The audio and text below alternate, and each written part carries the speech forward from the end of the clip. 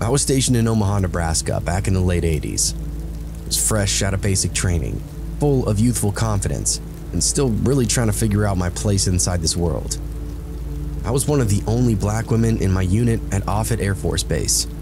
I was 19 and the Air Force just felt like a ticket to a future that I could not find in the small town South.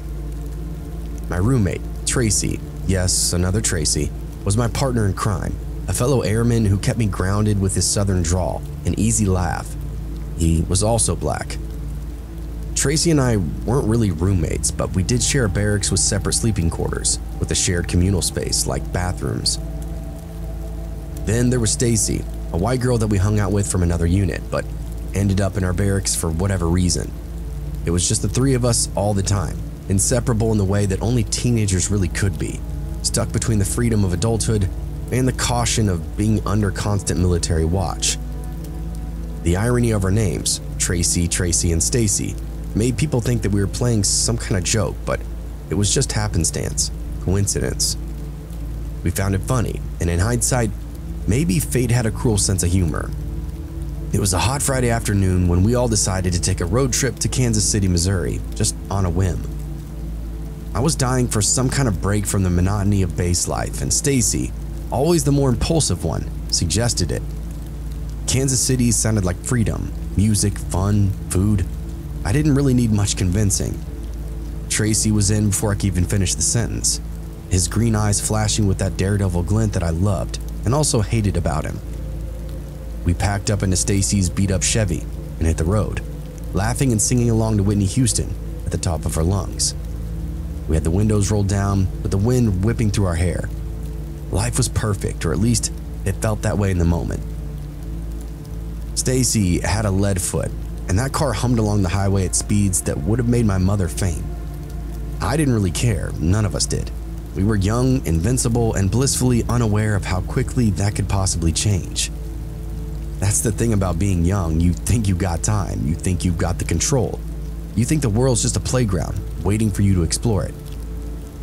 Then, the siren blared. I didn't hear it at first, lost in the rhythm of laughter, but Tracy glanced in the rear view and went pale. "Oh God," he muttered out, and that's when I saw the state trooper pulling up behind us, red and blue lights swirling in the fading daylight. My heart immediately dropped. Stacy cursed under her breath, pulling over with a grimace. Shit, I wasn't going that fast, was I? She had barely even rolled to a stop before the trooper got out. He was tall with broad shoulders, his uniform crisp, too perfect almost in that heat. His mirrored sunglasses made it impossible to see his eyes as he approached our car, his hand resting casually on the butt of his gun. There was something about him in that situation that just immediately put my nerves on edge.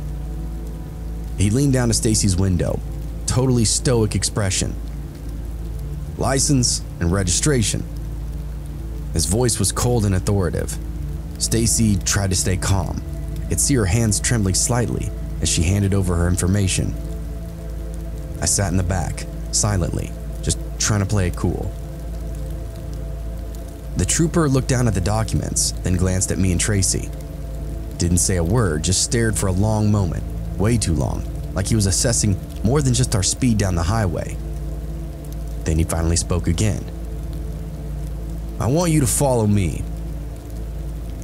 We all froze. Follow him? Where? Why? This is not how it's supposed to go. He should have just written a ticket, maybe chewed us out for speeding and then sent us on our way, but something was wrong. "Don't try to run off either," he growled, "or you're all going to jail." Then he reached down and idly tapped his firearm and then the handcuffs next to them. I could not believe what I was witnessing. My mouth went dry. Stacy shot a glance at us with her eyes wide with confusion. Tracy muttered, "What the hell is going on?"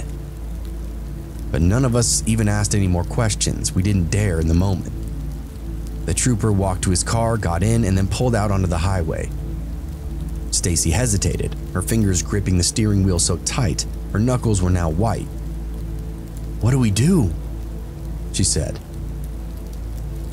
We follow," I repeated back. even though every instinct in my body screamed for us to turn around and drive back in the opposite direction. But he was a cop. You can't just ignore a cop, especially in the middle of nowhere. You also gotta remember, this was the late 80s. It was a completely different time. Stacy eased the car back onto the road and we reluctantly followed him. All three of us in this tense silence as he led us down the highway. After a few miles, he took an exit, veering off into a country road. The highway gave way to a winding dirt road, flanked by endless rows of tall corn stalks. It was like we'd driven straight into a scene from a horror movie.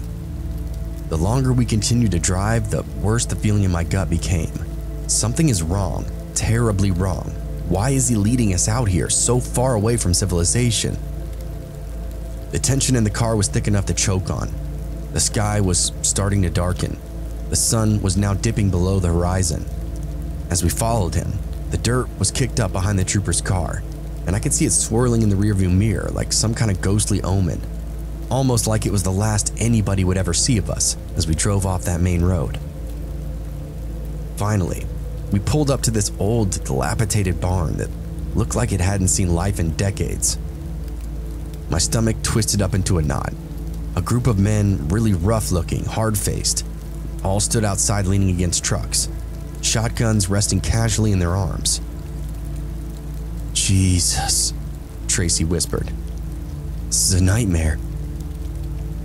Stacy's breathing had now become erratic. "The hell is this?" she asked, more to herself than anybody else. The trooper stepped out of his car, motioned for Stacy to follow him. "Get out," he ordered. She hesitated, fear etched across her face. "What do I do?" she whispered, looking back at us. Her eyes were wide, glistening with tears that she was trying to hold back. Just go," I managed to choke out.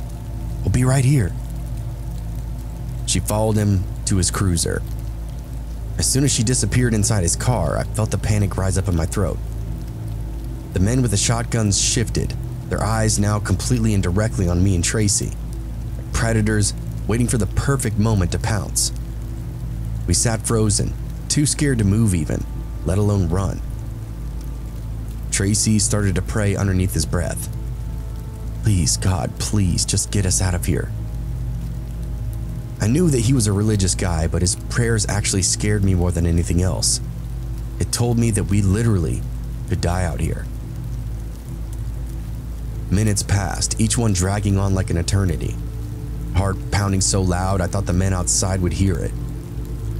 I couldn't stop thinking about what they were doing to Stacy and what they planned to do to us next. Were we really gonna die out here? Would anybody even know what happened to us? Suddenly, the door to the cruiser flew open and Stacy bolted out, running towards us like her life depended on it. Immediately throwing herself into the driver's seat, tears streaming down her face. "We have to go," she screamed, slamming the car into reverse, tires kicking up dust as she whipped it around. Tracy and I just held on for dear life as she ripped back towards the highway. As we sped down that dirt road, I looked back and saw the trooper standing there, watching us leave, with this eerie calmness on his face. The other men around him didn't move, they just stood there, their eyes tracking us like wolves watching a wounded deer limp away. The car just bounced and rattled as Stacy drove faster than I thought possible down a dirt road, barely even holding onto the wheel. My heart was still hammering in my chest, every breath shaky and shallow. Tracy was clutching the door handle so tightly, I thought it was going to break off in his hand. No one even said a word. It was like the air had been sucked out of the car, leaving only the oppressive weight of fear and the roar of the engine. The silence was unbearable. Every second felt like an hour. My mind continued to race though, replaying everything that had just taken place, trying to make sense of any of it, but there was no sense to be found. None of it should have happened. Cops don't do this, at least not real ones. But then again, what did I know? I wasn't from here. I hadn't grown up around small towns with their hidden secrets, their dark corners where people disappear and nobody ever asks questions. I definitely had never seen a ramshackle barn full of white dudes and shotguns where they could rape folks that peeled off the highway. It was a true backwoods hellscape. We hit the highway and Stacy finally slowed down. The relief that we were back on paved roads was very short-lived. I glanced back at the narrow dirt road disappearing behind us, those cornfields closing in like walls, and the memories of those men and their cold eyes stayed with me. They never said a word, but I knew. They didn't need to speak for us to understand that we'd barely escaped something very terrible. Stacy's sobs broke the silence. It was a raw, choking sound, and it shattered whatever thin veil of calm that we'd all been trying to hold on to. She pulled over to the side of the highway, her whole body now shaking with the weight of what she was holding in. "Stacy, what happened?" I whispered, reaching a hand toward her, but not knowing how to help. Her breath came in these ragged gasps. Tracy leaned forward, grabbing her by the shoulder. "Stacy, talk to us. Are you okay?" "I'm not hurt," she managed to get out. But he... She sobbed again, harder this time, her hands covering her face. "Stacy, please," Tracy said, his voice gentle but urgent. "What did he do? What happened?" She wiped her tears with the back of her hand, still not meeting her eyes. "He asked me what I was gonna do with you too." Her voice broke, and I suddenly knew where this was going. The realization hit me like ice water. "He called you, he said..." She took a breath, trying to steady herself. She explained the cop had been extremely racist, referred to Tracy and I as several well-known racial slurs. He told me if I wanted to make sure that we all got out of there, I had to do something for him. The air seemed to leave the car again. Tracy and I exchanged a glance, disbelief crawling through my veins. Stacy was sobbing uncontrollably now, her body trembling. I couldn't do it. I thought we were dead though, and he was going to... God, I don't know what I thought. "But he let us go," Tracy whispered, as if saying it out loud would make it more real, more believable. "He let us go." Stacy nodded, still crying. "He looked at my military ID and saw that we were all in the Air Force, and then he just told me to get out of the car, told us to leave. I don't know why, and I don't know why he changed his mind." We sat there in stunned silence. The weight of it all, the what-ifs, crashed down upon me. What if Stacy had been alone? What if we weren't in the military? What if he hadn't let us go? What if those men had indeed done something, said something? Tracy broke the silence. "We should report this. He can't get away with that." But none of us moved. We were scared. Too scared to believe anybody would listen to us. Who would you believe? 3 teenagers over a state trooper? We were military, yes, but we were also young, mostly black and mostly women. "We won't be believed," I said quietly, voicing the thought that hung between us like a dark cloud. Tracy did not argue. He just stared ahead, his jaw clenched and his eyes distant, as if the full terror of what we had narrowly escaped was now starting to sink in.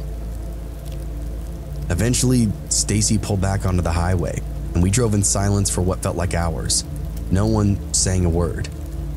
The weight of what had happened now settling into the car, thick, almost suffocating us all. We didn't stop until we were back in Nebraska, back near the base. When Stacy finally pulled over on the side of the road again, it was like we all just collapsed at once, the fear giving way to exhaustion. We huddled together, arms wrapped around one another in a desperate attempt to ward off creeping terror that still clung to us. We sobbed until we couldn't cry anymore. Eventually, the tears dried up, but the fear remained, and it never fully left. We didn't talk about it after that day, not to one another or not to anybody else. We pushed it down and buried it in part of ourselves that knew the world was not fair, that monsters didn't always hide in the dark, that sometimes they wore badges and smiled as they pulled you over.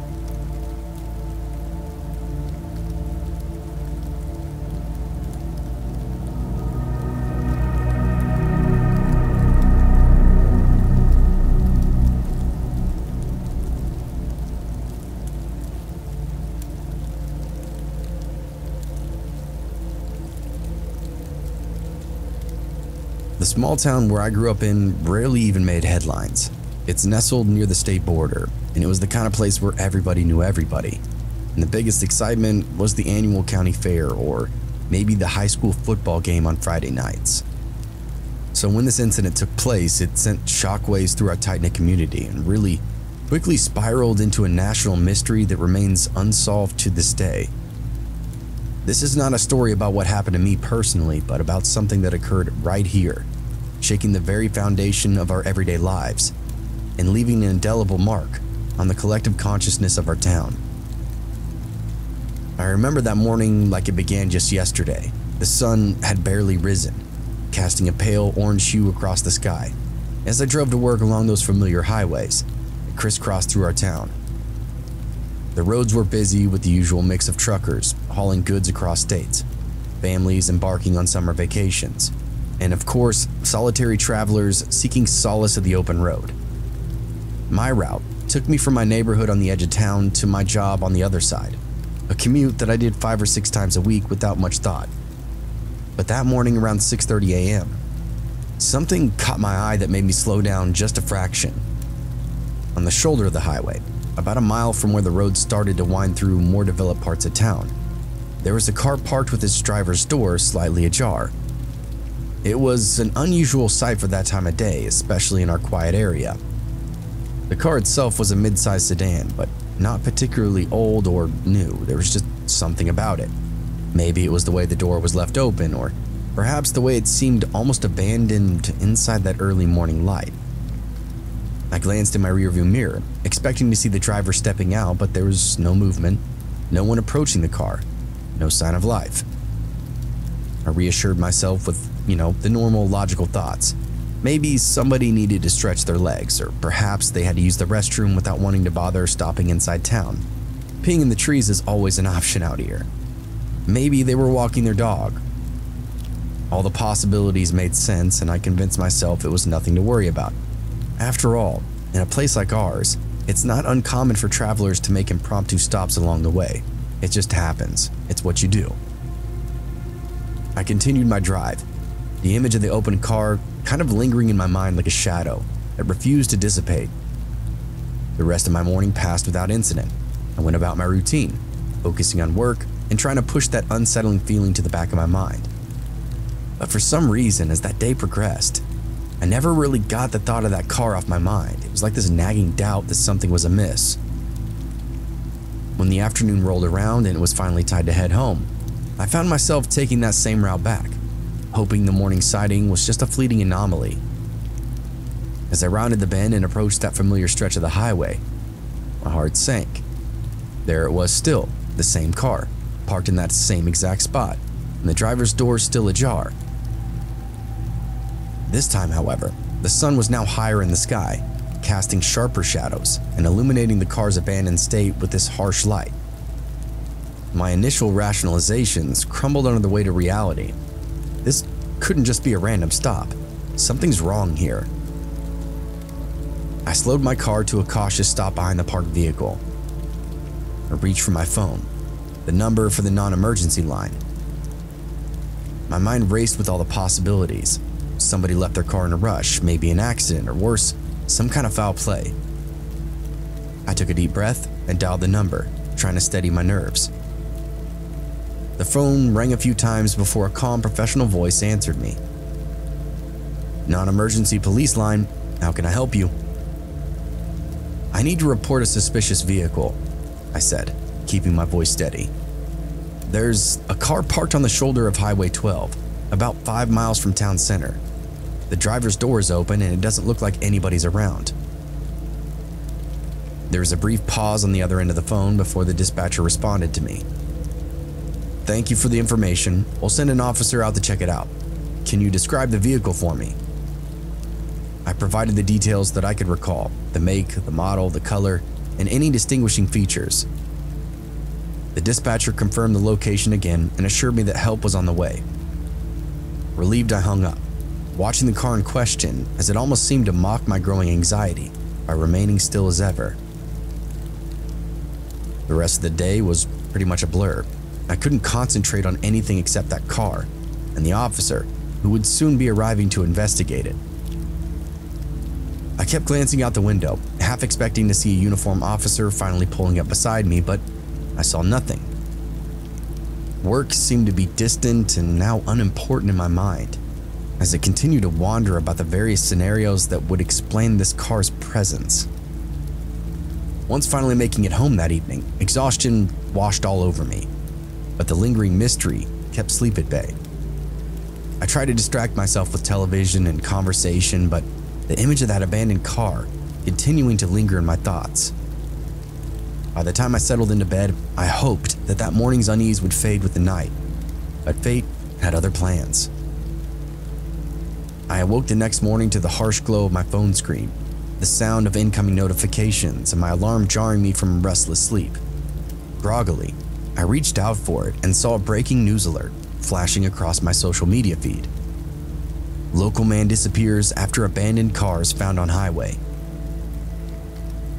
I opened up the link, recognizing the description immediately. It was that same car that I'd driven past twice yesterday. The article provided me a little bit more details. The man, named Matthew, was a tradesperson in his mid-30s, known for his friendly demeanor and solid work ethic. He had been on a personal road trip, utilizing some of his paid time off to visit family, and would take a much-needed break from his routine. The last contact anybody had with him was a phone call to his brother the night before his car was discovered, abandoned on Highway 12. The investigation had begun almost immediately. Police ran the plates and contacted Matthew's family, started piecing together his last known whereabouts. According to the reports, Matthew had checked out of a motel in a town around 7 hours away the day prior to his car being discovered. However, there were discrepancies in the timeline. Matthew had a habit of taking detours, exploring areas that were off the beaten path, which would obviously extend his travel time. The exact time his car had been parked was unclear, and without any timestamps or surveillance footage, the window for when he might have left the car was wide open. Law enforcement was puzzled. There was no signs of foul play, no broken windows, no signs of a struggle, nothing missing from the car itself. Matthew's wallet, firearm, and personal belongings were all still in place, as if he simply just decided to step away for a moment, but never returned. Search and rescue teams combed the area, focusing on the Lightfoot trail that had been spotted leading away from the car into a nearby tree stand. It was a small lead, and it ultimately led to a dead end, with no trace of Matthew being found beyond that point. There was a cabin roughly 2 miles from where his car was discovered, way off into the forest. When a search party came upon it, they discovered a couple of broken windows and a door that had been kicked in. They tried to make contact with the resident, but nobody answered. They simply entered the building and found it ransacked of all the food and supplies. It seemed whoever had broken inside had done so very recently. As the days turned into weeks, the case drew some mild national attention. The internet was abuzz with theories, each more outlandish than the last. Alien abductions, encounters with cryptids like Bigfoot, or even being caught in the crossfire of some kind of human trafficking ring. People were desperate to explain the unexplainable. The cabin near the search area had become a focal point of speculation. It was just this small, dilapidated structure that had once belonged to an out-of-town family as this summer retreat. The broken window and missing supplies suggested a possible connection, but without any concrete evidence, it remained just another piece of the puzzle that led to absolutely nowhere. The more I thought about it, the more the questions arose. Why would Matthew, a man with a stable job and promising future, just disappear without a trace? What could have possibly lured him away from his car and into those dense woods, never to be seen again? The community was divided. Some clung to the hope that he was still out there, alive and waiting to be found, while the others believed he'd met a tragic end somewhere in the unforgiving wilderness. The police worked tirelessly, but the lack of evidence made progress very slow. They interviewed anybody who might have seen something unusual, scoured the area for clues, and followed up on every lead, no matter how small. Yet, each effort seemed to circle back to the same frustrating impasse. Matthew was gone. and no one knew where he'd gone or what even happened to him. His wife was on the news several times, doing interviews and pleading for anybody to provide information that might reunite her with her husband. She explained that he took small road trips every year, and nothing like this had ever happened, so she was sure that other parties had to be involved. As weeks turned into months, the intensity of the search began to wane. The media coverage shifted to other stories.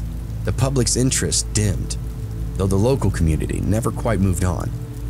The unanswered questions lingered, creating this atmosphere of unease that settled over our town like a thick fog. People would speak in hushed tones about the incident, their own conversation tinged with fear and curiosity. The highways that once felt so familiar now seemed almost sinister, each mile marker a reminder of the unknown that had slipped through our fingers.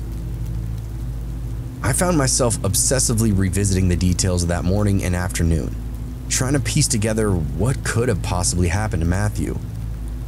The fact that his car had just been parked with the door open suggested something out of the ordinary. It wasn't just a simple roadside stop, there was a deliberate action there, a decision made by him to leave his car unattended in a place where it didn't necessarily belong. And yet, no one saw him leave. There were no footprints or other signs to indicate where he might have even gone. The cabin near the search area became a symbol of the mystery, a tangible connection to the elusive answers that we all craved. When searchers discovered it, the broken window and missing supplies were the only clues left behind. It was as if somebody or something had intruded upon the place, but without any clear motive or indication of what they were even searching for. The fact that the cabin was an out-of-towner summer home added another layer to the complexity of it all. Who would have had access to it? Who even knew it was out there? Was it just a coincidence that it was all found broken into around the same time that Matthew disappeared? Or was it just nothing at all? Theories continue to evolve, fueled by online forums and social media groups dedicated to solving cases and unexplained phenomena. Some believe that Matthew had stumbled upon something he wasn't supposed to see. Something forced him out into those woods to hide or protect others. Others speculate that he'd been taken by a mysterious force, whether it be supernatural or otherwise, and left no trace of his existence. The lack of concrete evidence made every theory equally plausible and equally unsettling. As the investigation stalled, the community grappled with the ambiguity. It was a stark reminder that not all mysteries have answers, and some disappearances remain shrouded in darkness forever and ever. The unresolved case of Matthew's disappearance became this cautionary tale for road trippers and locals alike, a story that was whispered around campfires, shared with a sense of trepidation. It was a reminder that even in one of the most ordinary of places, the extraordinary and the inexplicable can lurk just beyond the horizon. Personally, the incident itself just left this lasting impact on me. I could not escape the feeling that something was still out there, something that had taken Matthew and refused to let him go, something that apparently lived along my commute to work. Every time I drove down Highway 12, I couldn't help but glance over at the spot where his car had been found, half expecting to see it there again, as if waiting for somebody else to notice it. The memory of that morning and afternoon played over and over in my mind like this haunting melody, each repetition deepening the sense of unease that never would leave me. In the years that followed, that case has still remained open, but active investigation efforts are dwindling. The police kept the case on file, occasionally revisiting it with new evidence or leads when they would emerge, but nothing substantial has ever come to light. Matthew's family held on to hope, refusing to believe that their loved one had just simply vanished without a trace. They organized search parties, held vigils, and worked tirelessly to keep the case alive, even as the rest of the world continued to move on. Meanwhile, the internet continued to buzz with speculation. Blogs, forums, and social media pages dedicated to unsolved mysteries would feature Matthew's disappearance prominently, each contributing their own theories and digging through any available information for more clues. The anonymity of the internet allowed for a free exchange of ideas, but it also led to unfounded rumors of conspiracy theories, ones that only served to muddle the truth further. One of the more persistent theories was that Matthew had encountered something unexplainable during his drive, something that transcended the natural world. The idea of a supernatural force, perhaps a guardian of the highway, or a manifestation of the town's collective fears, began to take hold in some circles. Stories emerged of eerie lights in the sky, strange sounds emanating from the woods, an unexplained phenomenon that coincided with Matthew's disappearance. These tales, though lacking in evidence, added to the tapestry of the mystery that enveloped the whole case. Another theory suggested that Matthew had been involved in something dangerous, perhaps even unknowingly, which led to his disappearance. This could range from being targeted by somebody with a grudge to stumbling accidentally upon illicit activities taking place in the remote areas of our surrounding town. The lack of evidence made it impossible to confirm nor deny any of these suspicions, leaving only the nagging possibility that Matthew's disappearance was a part of something larger. There was only a brief interest in another car that was seen in the area, but honestly, I never heard anything more about it. That cabin near the search area continues to be a point of interest, some believing it was a hideout for somebody involved in Matthew's disappearance, while others just thought it might have been a trap, set to lure him in the woods. The broken window and missing supplies suggested that somebody had been there, but without further evidence, it was impossible to draw definitive conclusions. Another strange detail worth mentioning was that the family that owned the cabin allegedly weren't very cooperative about answering questions or providing information to the police. As time went on, the case faded from the headlines, but it never truly disappeared from the collective memory. It became a part of the town's lore, a story passed down through generations as a reminder of the darkness that can lurk even in the most seemingly peaceful of places.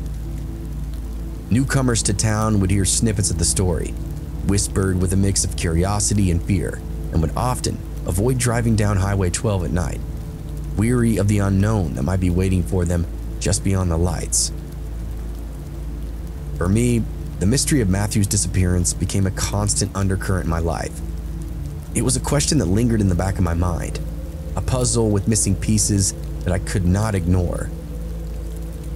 I continue to find myself drawn to the story, seeking out any new information or developments, hoping against hope that one day the truth will come to light.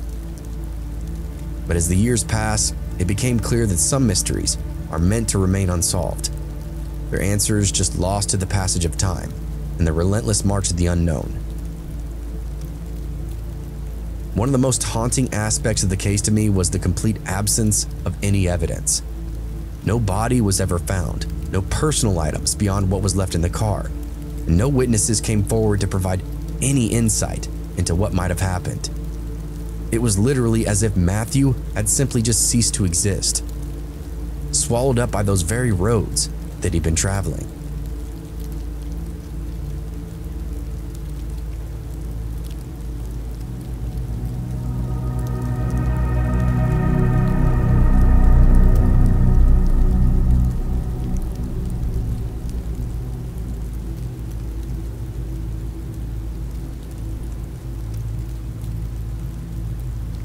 I've driven through the Southwest before. Most people who live in this part of the country have at some point as well. It's hard to get anywhere without passing through the endless stretches of the desert. The last time I made a real trip, I was aiming for California, but ended up drifting off course. Somehow I wound my way through the Navajo reservation. I don't even know how I ended up on that peculiar road, but once I realized it, I just had no choice but to push on. You ever been out there? It's vast, empty, arid, like the land itself has just given up. Some people say it's beautiful, and I guess I get that, rugged, open, and raw, but all I felt was unease. Something about that kind of isolation just gets under your skin. It's not just the emptiness, it's like the land is hiding something. You see these tiny decrepit houses scattered out in the distance, half falling apart like they've been forgotten decades ago. Every now and then, You'd spot somebody walking by the highway, miles from any obvious source of life, and I swear to God the way they moved, slow and deliberate, it's like they were waiting for something, or maybe someone. I drove for hours, wanting nothing more than just to get back to civilization, somewhere with gas stations, a diner, anything.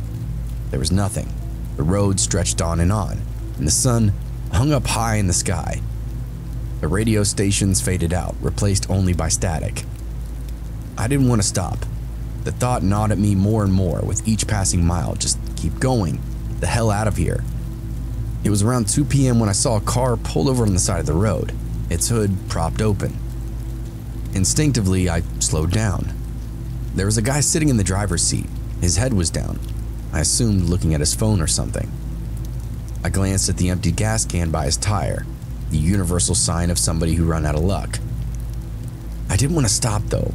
Something inside screamed at me not to, almost like an animal instinct. But there's something about being alone out there that makes you do strange things. The idea of leaving somebody stranded in a place like that just felt wrong to me. So I pulled over. The guy climbed out of his car as I approached. He was wiry, with a shaved head and hollow cheeks. He had this twitchy look to him. His clothes were pretty dusty, and when he smiled, I noticed his teeth. Yellowed and jagged like he'd been chewing on rocks for years.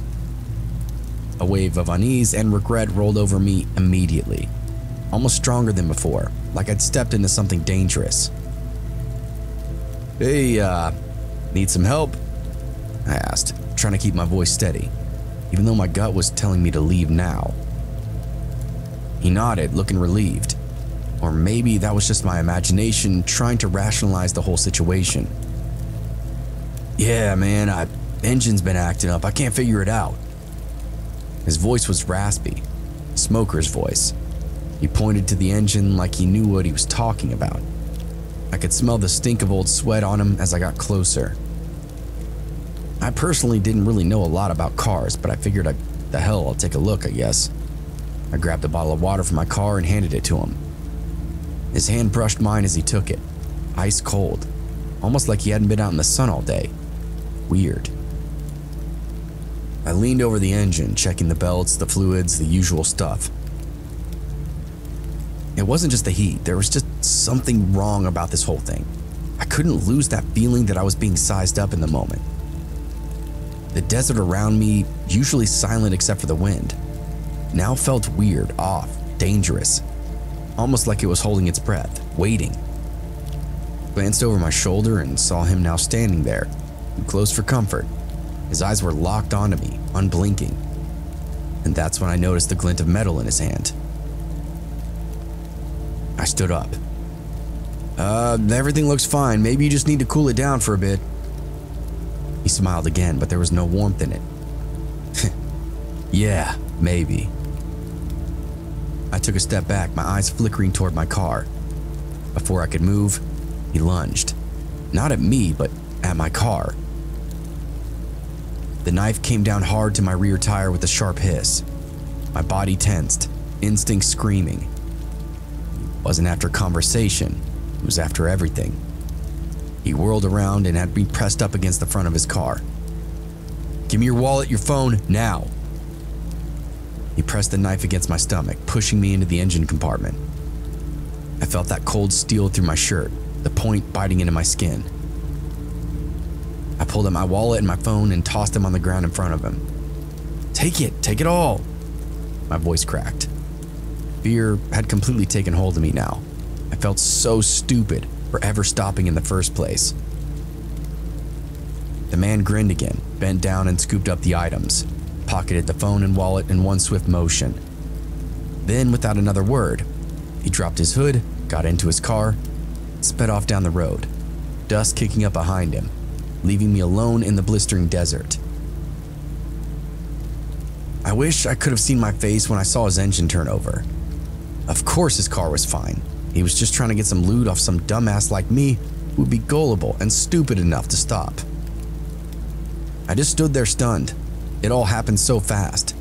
My legs wobbled beneath me as I walked to my now useless car. The reality sunk in. No phone, no money, no way out. The desert now felt like 100 times more oppressive, closing in around me and leaving me no escape. I was stranded. The sun began to dip low in the sky, casting everything into this eerie orange glow. Shadows stretching across the road, long and twisted. My skin was burning from the heat, sweat dripping off my face.